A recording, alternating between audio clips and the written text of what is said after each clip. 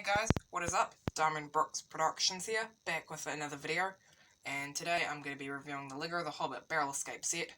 This retailed originally, I think, between $80 to $100 in New Zealand, and it has 5 minifigures, and let's take a look at them now. Here's Bilbo Baggins, and he came in 2 other sets, which is Lake Town Chase and Riddles for the Ring, and this minifigure is really good. He's got the Sting mold here, that Sting sword he has, and also the one ring that can attach to a studded base. And yeah, he's got some nice printing on his scarf, and the hairpiece was not introduced with them, it was introduced with Frodo.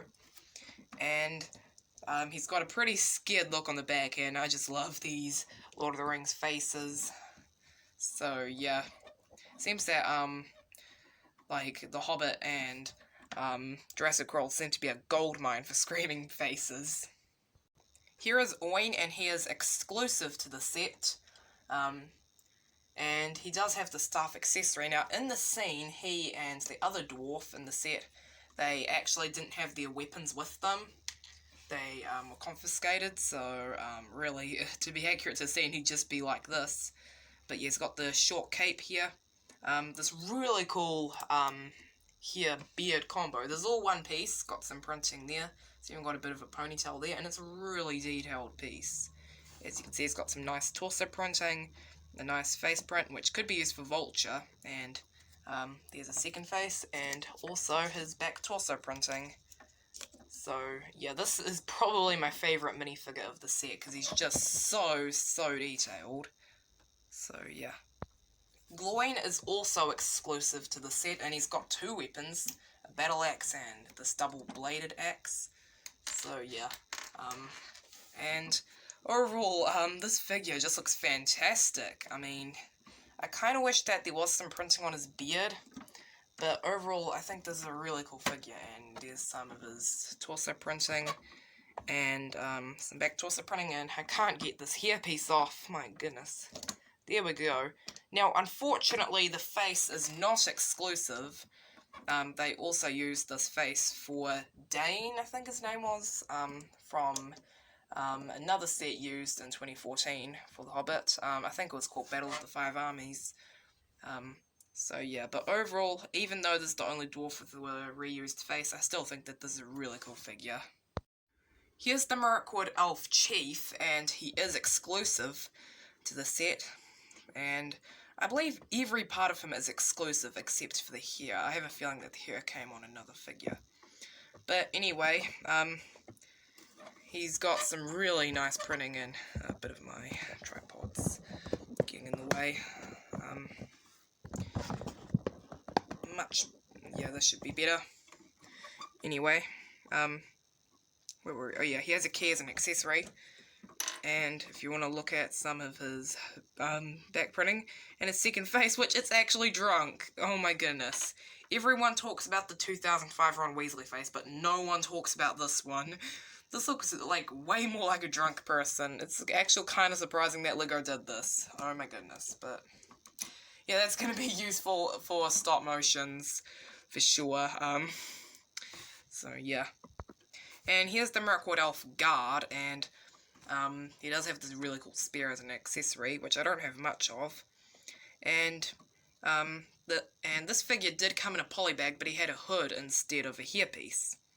And he also came in the Mirkwood Elf Army set, except he had a different torso and legs. So yeah, the torso would be pretty much perfect for Legolas in my opinion. And as you can see, he's got a pretty angry looking face. And yeah, overall that wraps it up for the figures. So we have some side builds. So here is a table with a letter and some bottles and a wine glass, and also these 2 chairs, which are actually pretty nice builds. Then we have a weapon rack that can be positioned at different angles, and it's got 2 elven swords and a bow. And then we have a barrel, and another glass, so yeah, there's actually quite a lot of alcohol references in this set. So here's the set all built up, and yeah, and also just, you know, in the scene, these two were sleeping, and Bilbo was invisible because he was wearing the ring, and all the dwarves were in individual prison cells, even though in this set, there's just one prison cell to hold two dwarves. So, yeah, now let's start off from right to left. So, here, and yes, this all is on hinges, you can see that there's a staircase and a key right here, and there's a little thing here. And also, there are some weapons where they belong to the dwarves. I don't really like the blue there, but then again, it creates this really nice effect here, and also there's a bit of a lantern going on. And there's a play feature here, where if you pull this, you can save Oin and Gloin. So, yeah. And overall, I think this actual might work well as just like a Hogwarts set. Just switch out all the brown and that. And one thing I do not like though is just the transition here between this area and this area, because this is lower by like a stud, and it just looks kind of odd. So I kind of wish that they just made that look a bit more tidy. Anyway, then we're moving on to some torches. I always love it when they use this neon orange colour for the torches. Like, it's not as realistic, but I think it actually just looks better. And there's more bottles, and then a big barrel, and then a barrel probably to swap with this thing. Now, for some reason this here, it comes off very loosely. If you guys do have this set, tell me in the comments, is it that loose? And then, the main play feature of the set is, so Bilbo would tell everyone to get into barrels. In the scene was all the dwarves, but in the set it's only two. And it just goes in like there. And then, you pull the lever, and then they go rolling out. Now, because Oin has the cape, he actually stays in there pretty well, but Gloin just goes flying out. Let's try that one more time so you can see. I'm going to do it at this angle so you can just see Gloin just going all over the place. See? He just rolled out.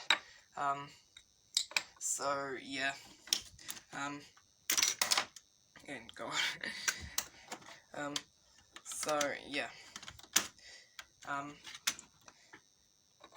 And I think that actually might be it. Oh wait, I do want to show you guys the back side of it. So yeah, it doesn't really look that pretty from the back, but it actually doesn't look awful. Like, it just looks odd, but not awful. And, you know, there's places where you can display figures, and that. God, this really needs to stop falling out. So yeah, and also you can make the room a bit more compact, so if you want you can keep it all like this for storage, even though I don't know why you want to have the barrels just rolling into the prison cells. Or you could do something like that. That actually doesn't look that bad. But yeah, and that's actually it for the set. So overall, I don't think this is the best Hobbit set. I think there's ones that are better than this, but overall, I think this is pretty good for what it is. Like, you get 2 out of the 13 dwarves, you get 2 elves, and you also get Bilbo as well. And you get a really nice build, and yeah, and the play feature works well. So yeah. So I hope you guys enjoyed this review. If you did, leave a thumbs up, and I'll see you later. Goodbye.